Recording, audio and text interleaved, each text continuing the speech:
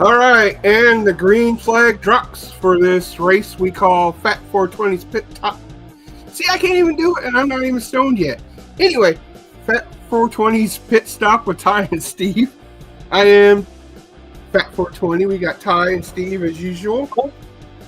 We're going to talk about LaSalle Speedway from last week, the Peoria race, and last but certainly not least, Macon. And the new races we will be talking about: the Summer Nationals at Peoria. We got the Dream tonight. And let's see what else we got. Oh, Fairbury is doing a Pappy and Bob Allen Memorial Race. But first, we will get to the finals and whatnot of the features. Let's do LaSalle first. So this was a Mars race, I believe, and it was late models, modifieds, and street stocks.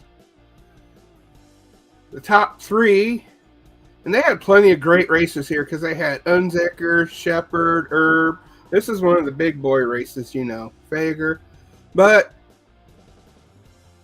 Pierce won the late model feature for that race, which it looked like it was actually a pretty good race from what I'm seeing. Then at modifieds, they had plenty of good modified drivers. They had McKinney, Bollinger, Ledford, Bill Kippernig, Bob Pullman. But the feature drivers that won that was Michael Ledford, then Michael Kinney, and then Ray Bollinger. Is that Nippenberg? I guess that's how you say it. I don't know. I just said Nippen something or other. And then A doohickey. Yeah, it's a doohickey. Yes, it's doohickey. It's Mr. Doohickey. Anyway, I think he's the one that actually owns, or not owns, but promotes Kankakee, right? Yeah, it's Nippenberg, yeah. I'm pretty sure that's how you pronounce it. Nippenberg. Yeah, Nippenberg, okay. So then we got the stock cars, which had a good full field of 24 cars, even though 4 of them didn't finish. But we have like Cody Clubb, Kyle Anderson, Alan Provenzano, Joel Hernandez, Craig Hughes, Michael Schumas, Peter Odell. But the top 3 for those was Nick C. Plack, Joe Brown, and Cody Clubb was the top 3 for LaSalle. Now, Peoria had basically an open wheel night, and then they had Hornets with them. They had what they called banger midgets, 410 sprints, kids mods, regular mods, and B mods. And for that, the midgets, the top 3 was Brian Peterson, Mario Klauser, and Dalton England. The top 3 for 410 sprints were Jack Wagner, Will Armitage, and Cruz Dickerson. Kids mods, they had Caden Braymeyer, Zeke Williamson, which he's actually a pretty good, one of the good kid mods there. And then Isaac Flora. And then for the top 3 for the 4 cylinders at Peoria during this special was Austin Traver, Jordan Hamilton, and Matt Mackey Jr. Now, we will talk about something that happened during that race, but we'll do that later. So we'll finish this off. Then for the B mods, it was Lucas Bolton, Kevin Anderson, and Cody Clark. And last but certainly not least for the Peoria special race with the open wheels is the modified feature. It was Mike Chastain Jr., Alan Stripp, and Dave Wheatholder. Yeah. And then honorable mentions, 4th and 5th place in this order is Charlie Hess and Noah Fall. Now, those 2 are pretty good because Noah used to be a kid mod, like, a year or 2 ago, I believe. Who? Noah Fall? Or was that her daughter? Yeah. I think it was Noah, yeah. So, and he is real good. So now, since we did Macon, here's what happened with Macon. We had the modifieds, they had sportsmen, street stocks, Hornets, Pro Mods, and D2 midgets. Now with that, the feature for the mods was a Carter Sinkhorn, Jeff Graham, and Billy Justice Jr. was the top 3 for modifieds. Carter Stinkhorn. Don't ever call him that. No, it's Stinkhorn. Don't ever call him Stinkhorn. So you know the guy? Yeah, I know him. I know he's dead. Or you know the family anyway. Yeah, I know the family. So sportsman, which is a dying class, which I'm surprised Macon's doing them.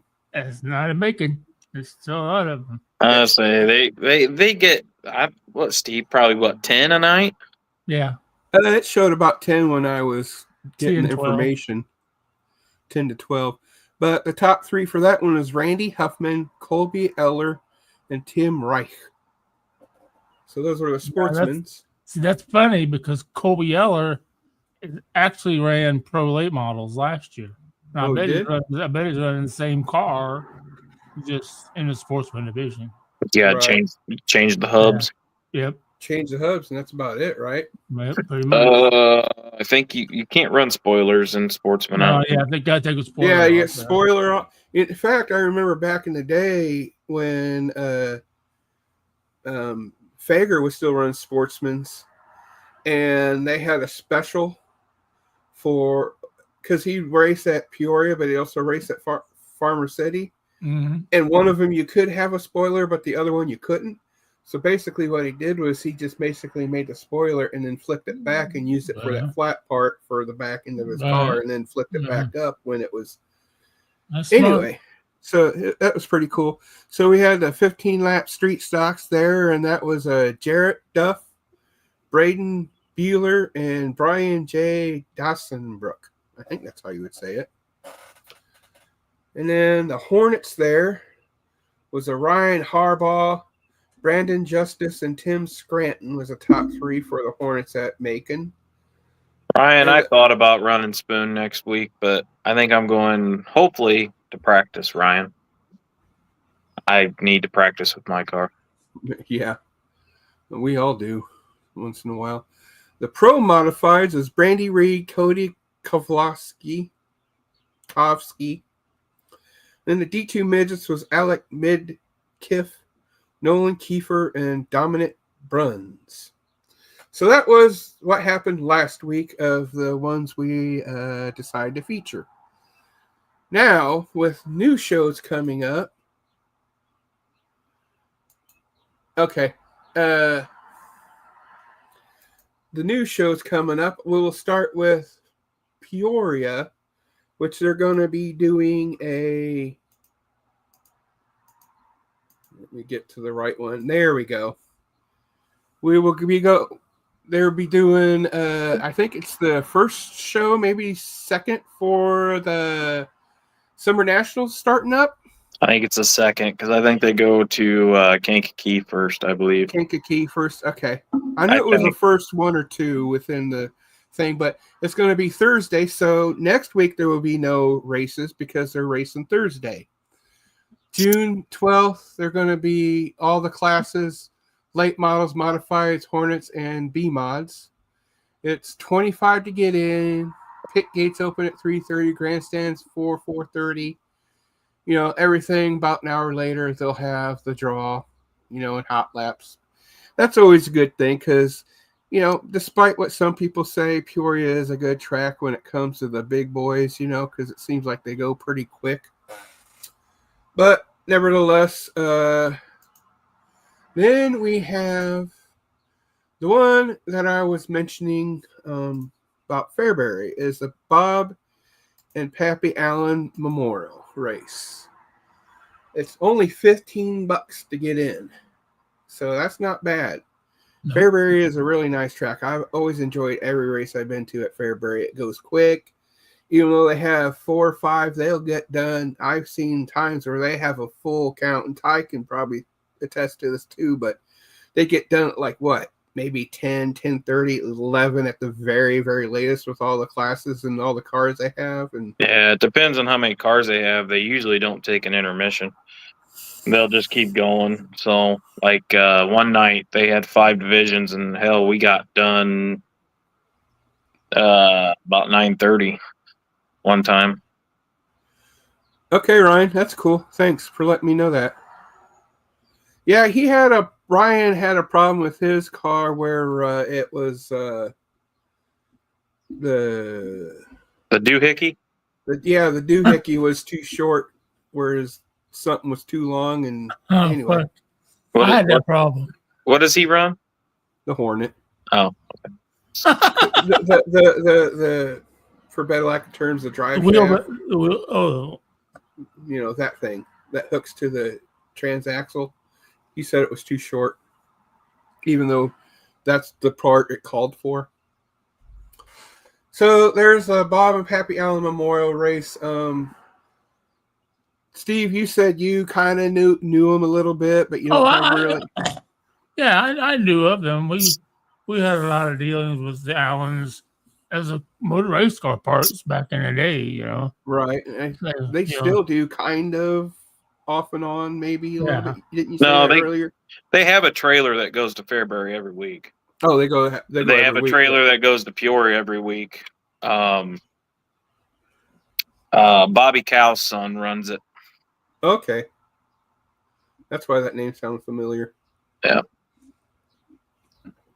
It was. I just know when we went to Farmer City on Friday night, and when you saw the fucking Allen Automotive fucking trailer pull in, you might as well fucking load back up, because more than likely they're going to win a feature, or at least qualify fast. So, right, and I'm sure Ty's grandfather probably has a bunch of stories with them. So I have a story about Pappy. So Grandpa used to park next to him when he went to Fairbury and all that. So Pappy bought a brand new trailer. Yeah. Brand new trailer. And if you've ever been to Fairbury, when you go into the pits, it dips real quick and then you go in. Right. But when it dipped, it broke the tongue on the brand new trailer. Oh shit. Fuck. Grandpa said that he's never seen him that pissed off. And then I guess the other story is Grandpa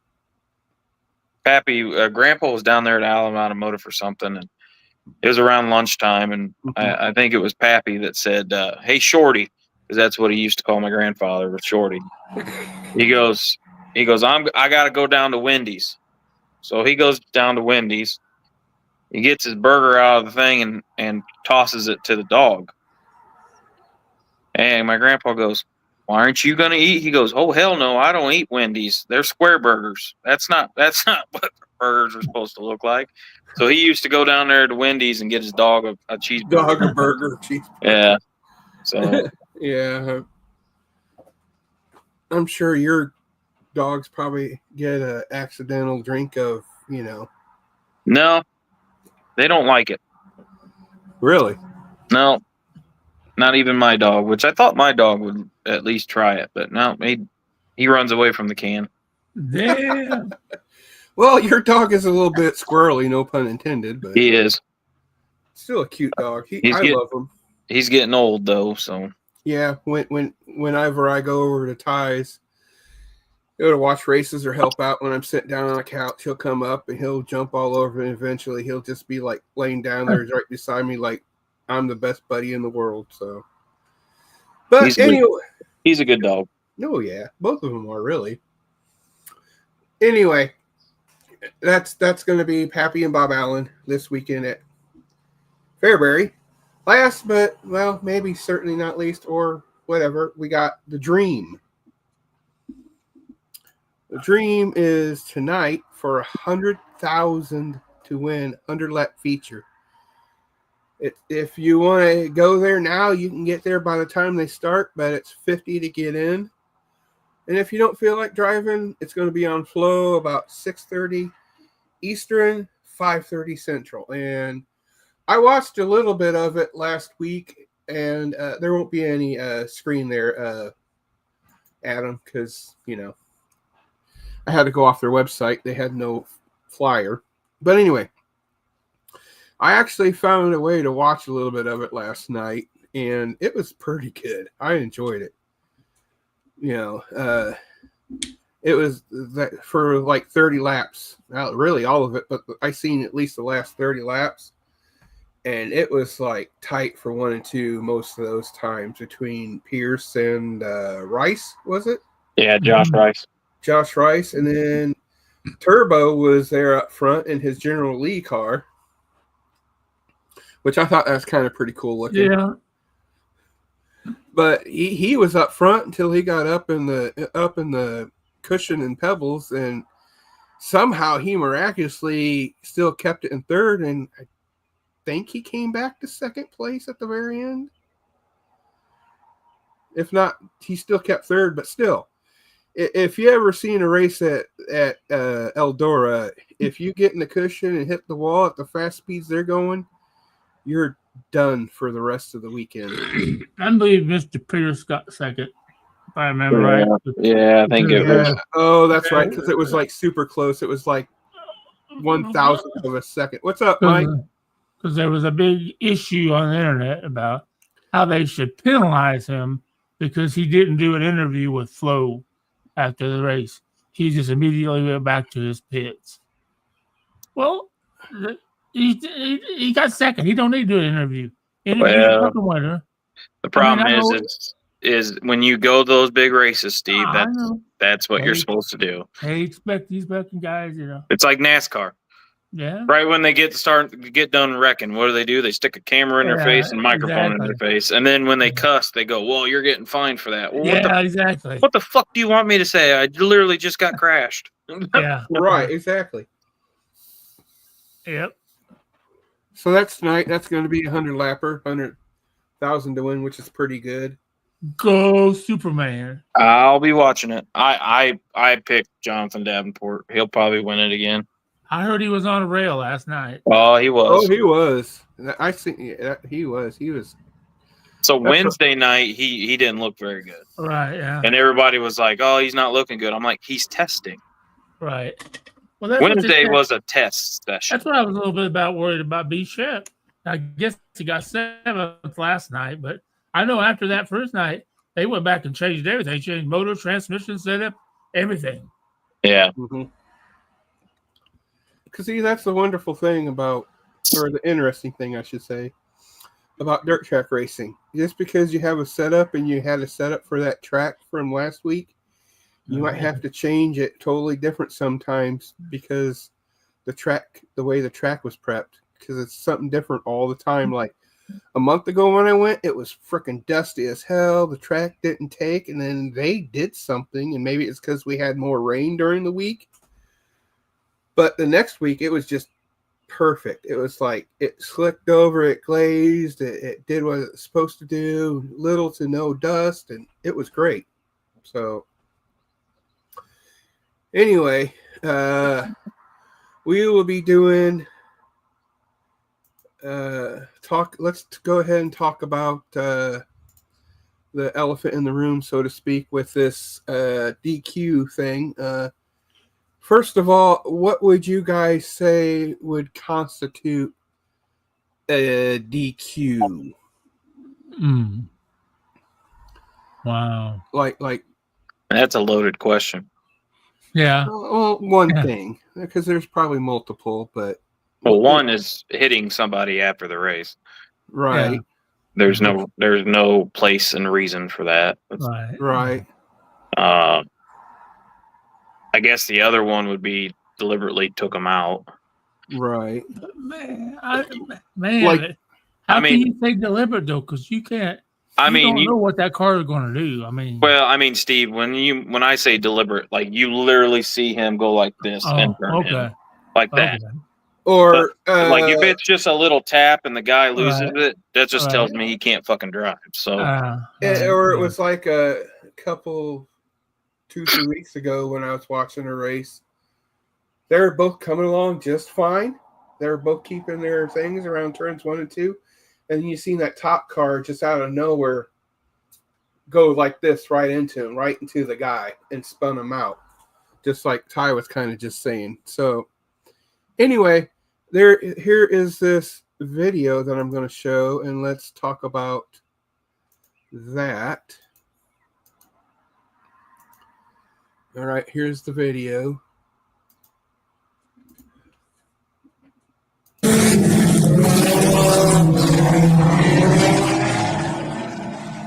All right, coming up right here. Watch this. Watch the inside and outside car. I mean, now, did that look like he deliberately drove through him, or maybe just bumped? It's like what I said earlier. It looks like the car pushed just like normal Hornets do. Yeah. And he was there, and they made contact. Yep. And that's what I see. There I am right there. Look. It looks like the black car got loose. Yeah, that's what I mean. Like, it looks like when he got bumped, he got loose, so he moved up. Because I mean, it looks like, I'm guessing the inside was Danny. Right. Yeah, inside was Danny. So it looks like Danny's car pushed, and it got the outside car loose. Right. Now, would I disqualify him for that? No.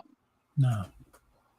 But I guess my question is they both got DQ'd because the other one hit Danny after the checkered. Right. Which he should be DQ'd. There's no reason. Yeah, there's no question about that guy getting DQ'd. And in my opinion is if you got a problem, talk to him after the race. Yeah. Right. And that's what I hear a lot of other drivers say, like, and I was talking to Donnie, Montgomery, he was like, hey, if we did something wrong, I'll tell Jake to go to that guy's pit, and say, hey, I fucked up. It was my fault, and sorry it happened. Well, and seeing that's the difference. So late models, modifieds, B-mod, I'll even say some B-mods. I will say some B-mods. Mm-hmm. The drivers talk it out, usually. Right.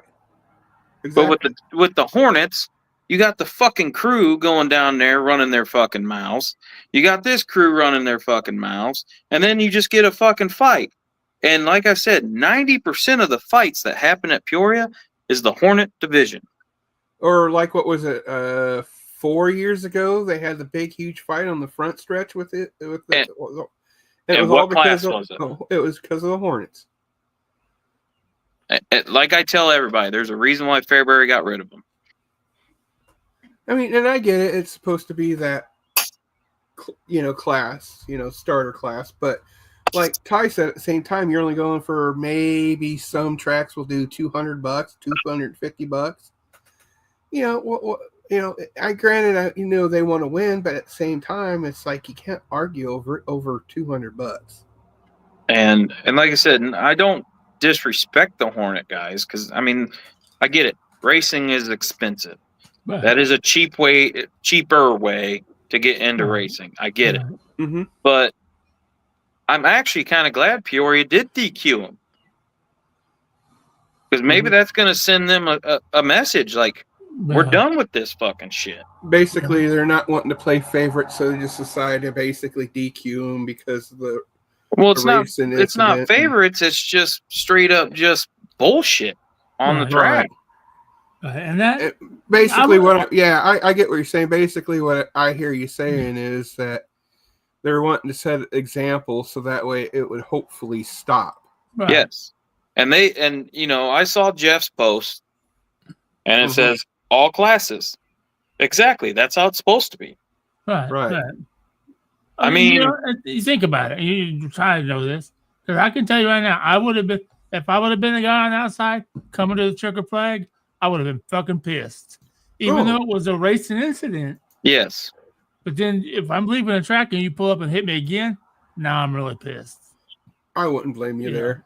Yeah, I mean, I would be pissed, but I mean, if somebody showed me the video, like, hey man, this is what happened, Right. then I'd be like, oh, okay, well his car pushed, right. he got into me, Oh, well, I it got happened. loose, Yeah.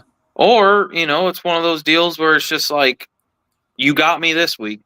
Yeah. I mean, Yeah. I guess I'm just that type of driver. I mean, yeah, I want to win, but like, Yeah. I'm not gonna tear up my shit. Right. Oh yeah. Right. And Right, yeah. some people Some people don't care. Yeah. Yeah. And like I said, when I saw that Peoria was going to DQ them, I was like, wow, are they actually growing a set of balls? Right. Well, I don't want to hate to take things off the pack, but I don't want to forget. We had the same situation come up at the Dome this year at the end of the race when Super Shep and Tyler Carpenter got into it, and it wasn't even after the race because they thought Tyler Carpenter thought Super Shep took him out, and it wasn't. His turbo took him out. Yeah, right. And Tyler Carpenter's people ran over to Super Shep's thing and fucking started a fight. Yeah. And like Super Shep said, fuck around and find out, motherfucker. Well, and just like Feger did that at the Dome. Exactly. And I like Jason. I really do. Yeah, so do I. But I will say this on air. I don't give a shit. Some of his fans are fucking annoying. Yeah. They think he is fucking God. Yeah, I agree. I would say he's good, but I wouldn't say he's a god, though. But Bobby Pierce is the same fucking way. Yes, they think he's a fucking god. Bobby Pierce is not his dad. No, he has talent, but he doesn't have that. He's a hell of a wheel man. Yeah. Oh yeah, his attitude is what's wrong with him. Exactly, he's a little bitch. He's a little bitch. But yeah, Daddy's money. Getting back on subject here, DQing. Yeah. I don't know. I hope Peoria continues down this path. Mm-hmm. And maybe that will get some of that shit to quit. Because they need to. I mean, it's funny. I'll go out with some of my non-racing friends, and I say, yeah, I race at Peoria, and they're like, oh, the Fight Fest? Yeah. That's what it's known for. Yeah. Right. And the only way you're going to stop that shit is what they did. Basically, DQ when you're supposed to DQ and kick people out when they need to be kicked out. Right. And none of this bullshit of next week calling them up and saying, you can come back now. Oh, they've done that with many people. I know. That's what I'm saying, though. Like, they don't need to be doing that. I'm sorry to go old school on you guys right now, but and I may remember this, and you might remember fast forward, right? What about the Jim Leaka Dick Taylor deal at Macon? And fucking the big fight come down, and they borrowed Jim Leaka for life, UMP champion. And Macon says, "You won't race here, motherfucker," and they borrowed him for fucking life. Well, that's what you got to do. It was a fucking riot. I mean, I was there that night. It was a fucking riot. I will say they should have done the same for Taylor, though. I mean, to be fair, if he, but I mean, my grandpa knows Dick Taylor. Oh, yeah. All that. So, and I'm not saying, and my mom grew up with Guy. Right. With Guy Taylor and Matt Taylor and all that. Right, yeah. But to me, it needs to be fair across the board. Right, exactly. And even like I said earlier with Tom Rinks, he got DQ'd and got kicked out of Fairbury for a long time because of fighting and stuff. So, I mean, basically what it sounds like is... Well, Jordan got kicked out of Spoon for punching Maury. Right. I kind of wish I was there to see that. That would have been funny to watch. But I hope Maury's doing good. If anybody's watching that knows Maury, I hope he's doing good. I knew he had a bad accident. Race car fell on him. Oh shit. And I didn't hear that part. I think the last time I heard he was doing better. But yeah, he was working on the race car in the shop, and the race car fell on him. And broke his bone here, I guess. Oh shit. And broke some ribs and stuff like that. So you still want to take those Goodyear tires and shove them up his ass, though, right? Grandpa does mostly. Oh, Grandpa does, yeah. And I know we talked about tires a while back, but A while back, or last episode, 3 weeks ago. Well, it was a while back to me because it's been a good ride so far. I get it. I don't remember yesterday. From what it sounds like, those Goodyear's tires were just shit for dirt. Oh, they were, man. We couldn't get our car to hook up on them. We had to put so much weight. Swing weight is what we called it. Steve might know the term, swing weight. We put it on the rear to get the car to actually turn right. And then one night we actually finally got the car to do what we wanted to do. It to the point where it was rolling over like it was supposed to do, to the point where we actually had to cut out more of the aluminum because it was scratching on the tire. Cutting it out and then folding it up so that way if it did touch, then it would be riding on it instead of cutting into it. You know what I found? Remember that plastic molding you put around wheel wells? Yep. I used to do all our fender wells like that. Put that shit on there. That way it didn't come down and cut into the tire. Yeah, I've taken a die grinder around it before. Oh, well, yeah.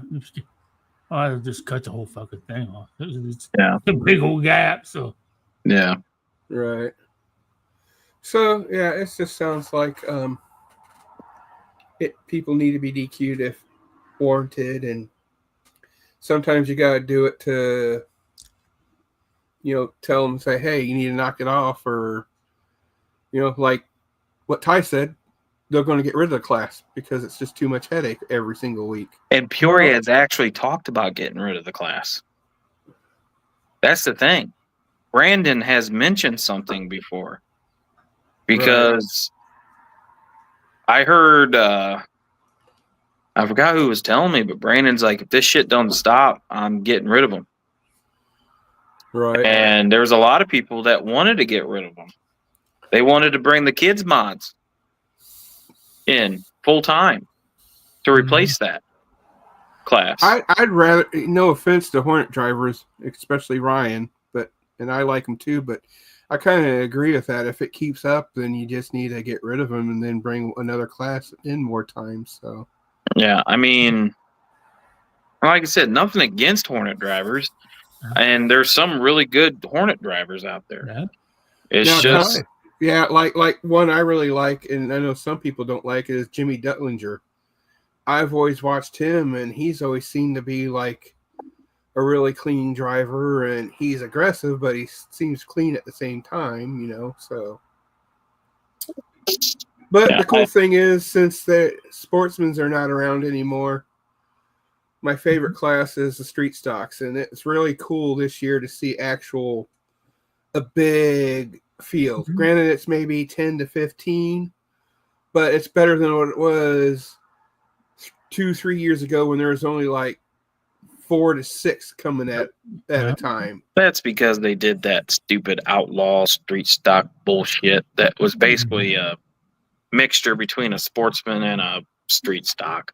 Right. And then they did that for a couple races, and they found out the street stocks or the sportsmen were beating the street stocks all the time, and then they basically said, hey, you got to go up to the late models. It just when they did that, I scratched my head on that. But I mean, I'm not an owner of the track. I'm not a promoter. Right. I mean, I just scratched my head on it because I was just like, you got enough money, Ty. Just give me some money. We'll buy Macon. Macon's for sale. Yeah, okay. I'll get right on that. $375,000 buys the whole thing, ready to go. That's cheap. Well, that's what he wants for it. $375,000. Well, you don't have. The funny thing is, I think Peoria, when Brandon actually finally bought it all out, it was like almost $750,000 to $1 million.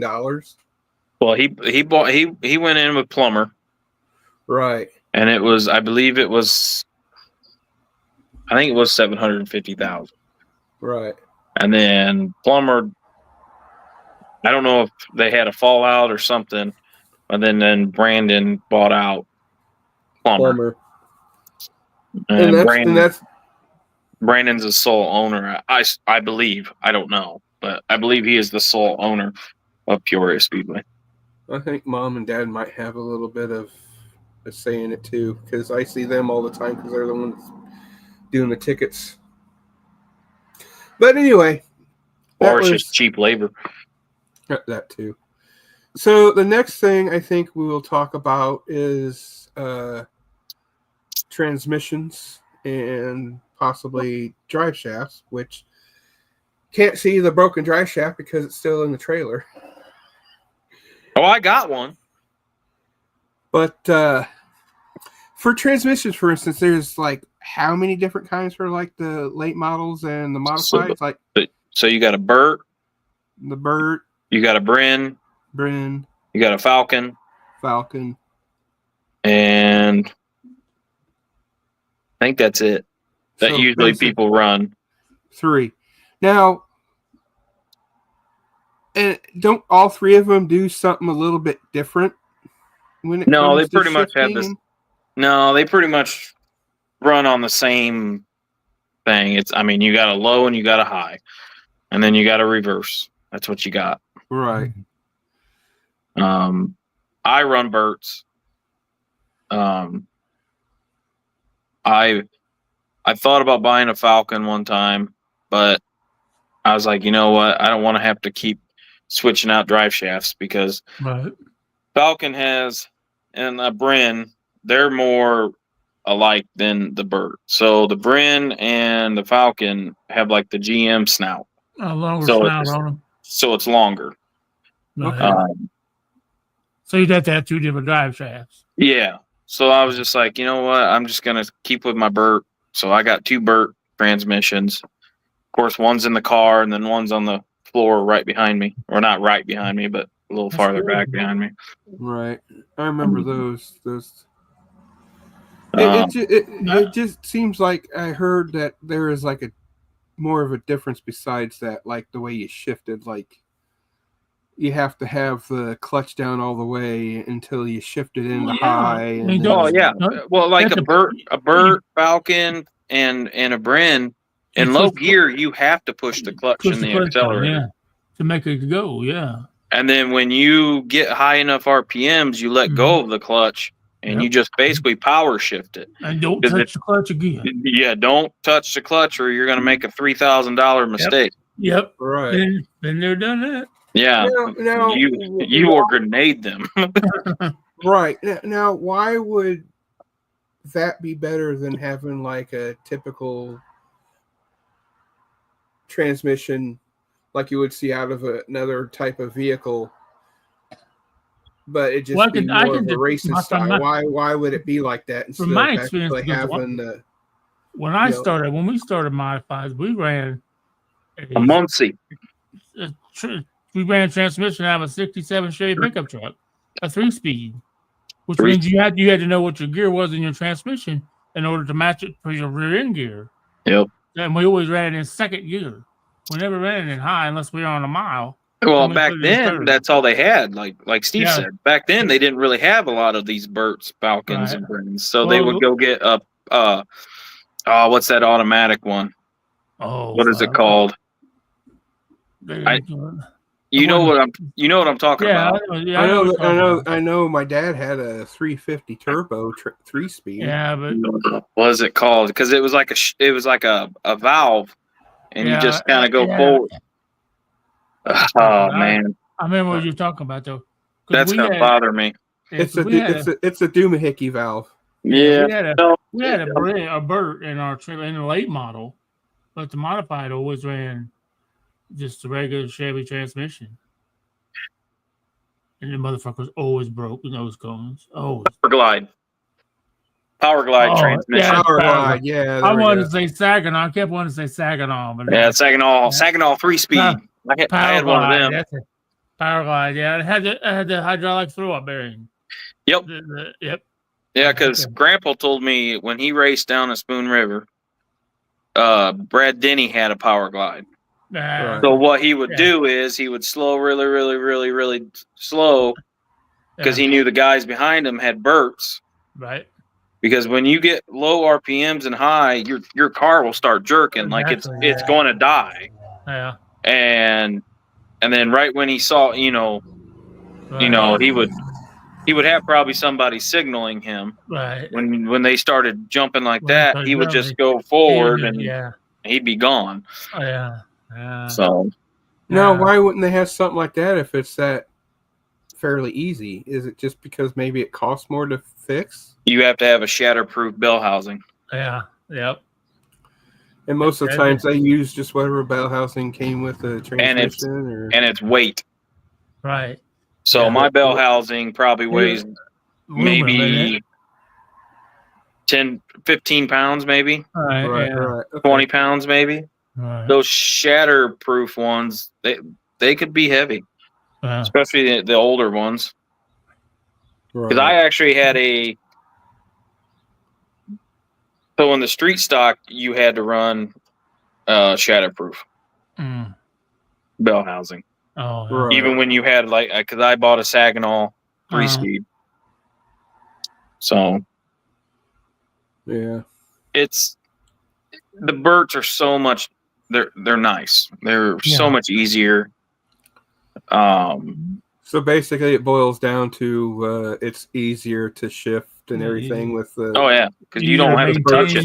Burts and Falcons, like you said, just to start out, you push both the accelerator and the clutch in, and then you just got to remember when it gets up to the RPMs, that's when you shift it. Basically, if you can't find them, grind them type of thing to where. No, it's just straight back. Yeah, straight back. Yeah, because if you're grinding them, you're doing something completely wrong. When you pull back, something like the former tire guy did. No, he just dropped the clutch. Ooh. But no, if your car's not going into high, you have something wrong. Because literally all you got to do is just go back. Yeah. That's all you got to do, and it's not that. So when it gets up to what, like $6,000 or something, it doesn't even have to get up to $6,000. I mean, I've gotten up to about $5,000. Yeah, I've gotten mine up to like $4,500, and it'll go in high. Right. But it's weird though. Is last Saturday when I shifted into high, it went in really nice, and then when I went to go hit on the gas, that's when I noticed. Well, I heard in the car, like that. Well, I thought it was the transmission. Oh. And I'm like, fuck! I just grenaded this transmission. I don't know how, but it grenaded. Right. Well, then I kicked it out of high, put it in low, and I went to go push the clutch and accelerator down, and I wasn't going anywhere. Oh, yeah. And I'm like, and that happened right in front of me too, because it was because we didn't even take the green flag yet. No, we were just doing the parade lap real quick. We were going to go green. Right. We were going to go green this next time around. Right. And I was just trying to get it into high because I was gonna, go like this, make sure everything was good. And that's when the caps decided to. Well, when you forget to put the fucking nut on it, they do that. No, the nuts were on it. I just didn't get them tight enough, apparently. Oh, okay. One side, actually, if you look under the car, if you go on one side, you'll see the cap. The cap is still there. Oh, okay. The other side, the cap's not out. Okay. So I must not have got that side tight enough. Because it's like I see it, and it's like they're getting up close in turns 1 and 2, and all of a sudden I just see Ty there going in front of me, and all of a sudden pulls right in. I'm like, what the fuck? So as soon as you kicked it in the high, that cap fell out. Yep. And they went. Now I got a question for you, Ty. Do you guys make your drive shafts, or you buy them? Because we used to make our drive shafts. Oh, we buy them. Really? Yeah, we buy them. We don't have the tools here. I don't have the tools here to make mine. Dude, all you need is a fucking grinder and a welder. Well, not in today's world. Maybe back in the day, Steve. Well, yeah, back in the day, all I needed was a fucking angle grinder, vise, and a welder. Yeah. We didn't balance the drive shaft unless we're going over the mile. Yeah. Once to the mile, we balance the drive shaft. Yeah. No, I have a buzz box. I call it the buzz box. We have a welder, but it's not strong enough to make a function. But I know what you're saying. I know a couple guys that used to make their own drive shafts. But I forget I'm fucking old. I'm old. I mean, I can buy a drive shaft from Speedway Motors for $274. So God damn. And that's a cheap one. I get one from the junkyard for free. You know, I got to buy the new joint. I just know that that's a cheap one. Dang, now they got late models running those carbon fiber ones, and they're almost $1,500. What? In fact, I seen a photo the other day of one guy having one of those, and it was just like totally shredded, and then there was a hole through the deck. Oh, we've done that with a regular drive shaft. Yeah, Steve, how'd that happen? Rear end broke, the rear end locked up. Broke the fucking center section of a quick change. Oh shit! Yeah. Talk about an expensive night at the races. It was. We went down for a Hidden Review 100. Didn't even take qualifying lap, and it fucking broke. Fucking shot the drive shaft up through the deck right beside him. I don't know what that was, sir. I tell you what it was. We thought it was a transmission. And I went to it's a fucking the aluminum center section was broke. It was actually fucking broke. Yeah, I just when that happened last weekend, I was pissed. I bet it's tough. And I couldn't be pissed off at anybody but myself. So, yeah, but like the car should have never left last week. Right. Yeah, and so you were sure 100% every nut and bolt was tight. Yeah, and I blame that 100% on myself. Well, when you're a busy guy, I mean, I know how it is. I luckily I worked on cars I worked on. We worked on the race car every fucking night. Even after he got off work, and we'd go out and we'd spend the rest of the day in the garage. Yeah. The rest of the night in the garage, you know. Yeah, we did that, and then if we weren't ready Thursday night to load the car, we did the old tire guy. The old tire guy. But no, I don't. Yeah, like I said, I don't blame anybody but myself. And so, I felt bad for Ryan because, I mean, Ryan, it was a shit show last weekend. Yeah. It happens. So with transmissions, basically, it's just what the driver prefers then, so to speak, when it comes to those three you mentioned? Yeah, I mean, like the car that I have now, the people that I bought it from, they ran Brins. Right. So, of course, I took their length of their drive shaft and I added 2 inches. Oh. Because the Burt has this shorter snout. Right. So I think he ran a 29.5. So they don't, for some reason, I can't get a 31.5. So I get a 32 just to be, I know it's in there in the transmission because a lot of people don't understand. Yeah. You just slip it in. I mean, it's not bottoming out though. No, I did check. I made sure of that.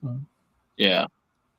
I might try a 31. I might buy a 31 and a 31 just in case. But I don't think it's bottoming out. Right. I went to go put in my spare that I thought I had, and the others, that one's missing a cap. Oh shit. Oh jeez. I don't know why it's missing a cap. I don't know where the cap is. Oh. But that one's missing a cap. Oh jeez. Somebody forgot to put tape around it. Yeah, so I am going to buy a new drive shaft, and then I'm going to buy a new U-joint and replace the U-joint on the drive shaft. That blows my mind. I mean, you talked about last week how much it cost you to go racing. Like last week, it cost you $1,000 and you didn't even get 1 lap. And guess what? What? I didn't even get paid tow money. Yeah, you didn't get paid tow money. So I got paid $0 last weekend. Ridiculous how much it costs to race anymore. Because you got to at least take a couple laps for the feature to get the tow money, right? No, usually it's just heat race. Like I went. Usually, all you got to do is go out to the track. Wow. make an attempt. And I figured I'd get at least $35 back. Right. Yeah. My pit pass. Right. Nope. Yeah. Went up there to turn in my transponder. Yeah. She says, sign here. And so I signed there, and she's looking for my money, and I'm just like, it says $0 right here. She goes, oh yeah. You don't get any money. I'm like, okay. Thank you. Had a nice time. Yeah. So I mean, That's ridiculous, man. it is what it is. I mean, it blows my mind because I think back, when we did it. We're gonna try to go. We're gonna try to go practice next weekend.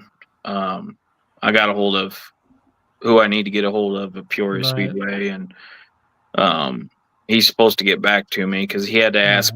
He had to ask Brandon, and then he had to ask the guy that does the track prep, Cody. Cody, yeah, he had to get a hold of Cody because he doesn't know when Cody's gonna do the track. So Thursday night after the Summer Nationals, I asked Jeff if I could practice Saturday because I don't know if they're gonna touch it. If they don't touch it, they'll let me practice. But if they plan on touching it, they probably won't let me practice. Right. Yeah. And it looks like I'm just going to have to wait another weekend and hope and pray that we got the bolts tight on the drive shaft. Well, you got that cornfield right behind you. Yeah, it's planted already. Oh, shoot. But, I mean, I did throw the idea about going to Spoon next Saturday, but I don't want to fill out more paperwork. It's just stupid. Exactly. Damn. Yeah. Oh, I get it, man. There's so much paperwork and there's so much shit you got. Well, back in the day, you had to register at Spoon River. Oh, no shit. Right. Like you had to register. Hello, Amy. Thanks for stopping by. At Spoon. Oh, wow. So, but now I don't think you do. But it's just one of those deals where I just don't feel like filling out more paperwork. Yeah, because you got to fill out the paperwork at the track for the track. And then if you don't have a license, because you have to have a license, you have to sign for that. So you don't have to have a license down at Spoon River for the B mods. Right. Oh, that's good. And then you got to sign a 1099 and. Yep. Which I put that in. Why do you make it? I put that in my dad's name one time. Or not my dad's name, Grandpa's name one time. Right. Like you're gonna fucking win. I mean, it's ridiculous how much shit you gotta do. I feel for you, man. I think about it years ago, and I say that you buying drive shaft. Fuck, we never bought a fucking drive shaft. We didn't even know what buy a drive shaft. Fuck, those are one of the big dogs about drive shafts. We made our own fucking drive shafts. Well, I'm a big dog, Steve. you must be. We wouldn't be able to run with you because we got junkyard parts, man. We don't buy nothing. Well, that's one good thing about running modifieds is I mean, the front ends are still like a Chevelle.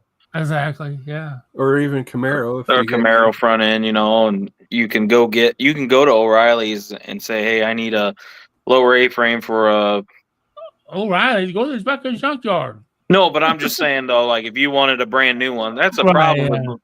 I mean, we've used parts for years and years and years and years and years, and I guess I just spoil myself. I'm just like, no, I want new because I want it to look nice. Oh yeah. And it'll hopefully last longer than because I got a brand new A-frame sitting back there. That all it needs is the shock mount welded on. And it's brand new. And I thought and I'll probably give that away when I sell the Pierce. The nicest car doesn't always win the race. No, it doesn't. No, it doesn't. Yeah, because I'm thinking about that now because I was talking with, and Ty knows him, the Keith Siegel that passed away. Supposedly, from what I'm told, is like basically all his stuff was just used stuff he bought cheap from people that were just wanting to get rid of it, just to get rid of it, and he won all those races. Yeah. I mean, I'll buy used stuff, but I'm gonna make sure that it's a good used stuff. Right. You don't want junk. Yeah. Yeah. You don't want junk. And like Crebo, he has a lot of good used stuff. When I was trying to do my late model, I wish I had a late model. My Hornet. I went to his booth a couple times at like the expo. Yeah, they had over at Peoria. I miss the good old trade shows. I know those were so much fun. I mean, even if it costed me $5 to get in, it was just so cool just to walk in there, see all the different parts, talk to all the different drivers, seeing what a new car's supposed to look like, and stuff like that. And now it's like there's maybe one in Springfield now. Yeah, in January. January. See, now they used to have the Allen Automotive trade show. Had one, and Bloomington had one. Yeah, Bloomington had one for a while. We almost actually bought my very first race car at the Bloomington one. Oh yeah, I almost bought a late model roller for about $500 one time at that years ago. Speaking of late model roller, guess what I saw on our marketplace the other day? Oh, what's that? The old chassis. Oh really? Oh, your old one that you just got rid of? The old master built chassis. I suppose he's probably selling it for $1,000 more or something. No, I think he wants $600, I think, or something like that. That's not bad. But it's just a frame. Oh, it's just a frame. Yeah. That's what it says anyway. Now, Ty, did you ever get to go to the races auction over at Indianapolis? No. Oh God, dude! And Charlie Sitman did that. We went over there for a week. Every fucking day they had 3 rings going of parts and cars, and that's at the PRI show, right? Yep, that's like So we never get to go to that, right? Well, the one time I remember going to the one in Peoria, I went to Crebo's, right? When I was doing the late model the late model. Dang, I have late models on my mind. I guess I'm thinking about tonight's race over at Eldora. Anyway, beer and pizza, right? My back is still spasming as I speak. I'll hit it for you. Yeah, I'll need something to hit it. All right. I know what you need. I think I have a 10. I have a 10s unit. No, I'm not Tyler. I'm just saying a 10s unit works. So anyway, I go there and I'm telling them what I want to do to the thing to make it a little bit safer for myself. Because I got that steering wheel off of Gramps, that was one of his old late model ones. So I wanted to put that on there, but I had to get the hub for it to make it, the quick coupler thing. I did that on mine. And I told him that, and then I told him I wanted to get the kill switch for it. So that way, if I ever lose the key, then it's just a flip switch to start it and everything. And he's like, oh, okay, I got you. So he got me and he gave it to me all of it for really super cheap. And I'm like, are you sure you want to sell it for this cheap? He's like, at the time he was the tech guy for the Hornets over at Peoria. And he's like, I'm helping you out because you're helping me out, because if you ever get flipped over and you're unconscious, it's going to be easy for me to pull you out because I can take that steering wheel off and flip the switch. Instead of trying to grab you and pull you out with, because I'm a big guy, of course, it would be harder for me to pull me out with a steering wheel in the way. And also it would be harder because that key can jam, in the place if you get in a wreck, to where if I have that flip switch, he can just reach in, flip the switch off, pull the steering wheel off, and then he can get me out if I'm unconscious. So basically, that's why I got those things, at a trade show for super cheap. And we bought I think we bought a couple things while we were there at Peoria one time. I think they were doing license. I think I bought my license there one time. Yeah. Bloomington, there was a roller modified. And Dan Crebo, Brian's dad, was standing there looking at it. And Grandpa goes, "You buy it, I'll pay you what you paid for it." And Dan goes, "Oh, I'm not buying that." And then 2 weeks later, we found out that he bought it. But it's no big deal. I got a Hornet, and I moved up from there, and now I got a really nice race car. Right. Yeah. Yeah, I still wish I could have kept that Monte Carlo that I got off of him. Telling you, a demolition derby car, man. I mean, even if I used it for a regular race, it still would have been pretty cool to have that and race it. Just to, Monty's made good bombers. Oh yeah, that's what my that's what it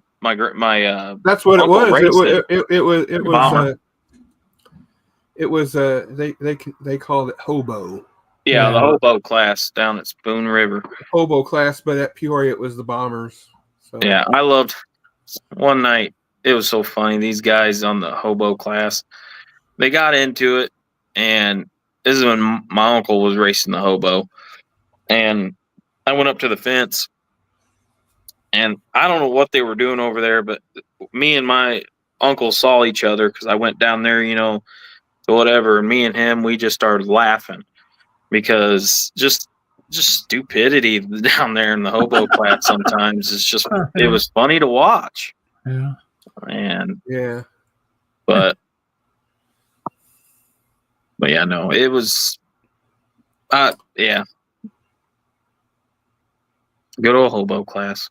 Yeah, I miss the Thunder trucks. That's what I was about to say. That was one class that I really enjoyed that I actually wanted to do because it is basically they let you run old late model tires on a bomber car, so to speak, but it was just old pickup trucks. Yeah. I miss the old Thunder trucks. I think down south they still race them somewhere, but yeah, those were fun. Of course, you only got like 6 of them, and 2 of them were family members. But man, they put on a show sometimes. Right, exactly.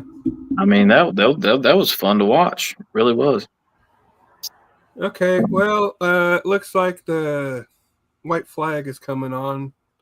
So again, there's Fairbury tonight with the Bob and Pappy Allen Memorial. There's Peoria on Thursday with the second night of Summer Nationals, and then if you want to watch the big boys race, you got Eldora tonight for the dream for $100,000 to win. Someone's going to go home rich that night, whether it be Pierce, Bishop, Superman. Heck, it could be even Fager. We don't know. So Josh Rice. Or Josh Rice, there you go. Another great one. Or we could, we talked about a little bit about transmissions. We talked about, the drive shafts and how you need to make sure everything's tightened down before you get on the track. Sometimes it's not possible. And we went on a little bit of a rabbit trail talking about stories about, about trade shows and stuff, but that's okay because, it still came around, full circle, and also kind of felt, it's like a mental health because, like I said, I like to talk about mental health and talking about, those little stories, sometimes when you talk about stories, it might brighten up your day because someone's interested in what you're, into. So with that said, Ty, what is your final thought? Let's see here. Good show today. Hope to be back racing in a couple weeks. And I guess make sure you go through all your bolts and nuts and all that good fun stuff. Whatnot. Yep. And the doohickey. And the doohickeys. So, Steve, what's your final thoughts? And, hey, where's my drive shaft? Where's my drive shaft? So, Steve, what's your final thoughts? And do you have any shows to promote? Oh, shit. Final thoughts, sir. Well, if I remember right, I believe those are a 1/2-inch wrench. It is. Okay. Thank you. Please remember to have one of those with you at all times. Yes. You never know when you're going to need one. True. Just programming on racing. Macon Speedway has rained out tonight. There will not be. Yeah, they have rained out. There will be no sprint cars They moved that to the 26th. That's right. That's right. Macon was the one that rained out tonight. Yep, they ran out tonight. But everybody else, I think, looks like it's racing. It was a great time. And I have shows coming up tomorrow morning. Tomorrow, Sunday? Yes. Yep, tomorrow, Sunday. Sunday morning, I'll be on the Shit Show on Southern Fried Radio at 9 o'clock. We'll be spinning some tunes. And then Monday, I'll be back with Rhino for Wake and Bake. And then Tuesday, I'll be back on Morning Disaster. That's all. All right. And also, don't forget, again, thank you, TJ, for letting us use your platform, the Mayhem's Amigos Network, for having this show. It's very much appreciated. So if you want to watch some serious, sometimes funny, and whatever else you want to talk about, Thursday night at right around 9 p.m. Central is Mayhem's Amigos After Dark. Oh, yeah, I forgot about that with the whole crew. You got tomorrow. And then we got tomorrow at 4 o'clock Central with the regular Mayhem's Amigos. I forgot that one too. I won't be on there, but Ty won't, but he'll be in the chat, so he'll be around hopefully. Unless he's busy putting that transmission and everything back together. And I still got to order the part. Oh, he's still back there. There's those shows, and then again, this great show, Fat 420's Pit Stop with Ty and Steve. I said it right that time finally. Is at noon on Saturdays. So until the next green flag, hope to see you at the track, everybody. So long.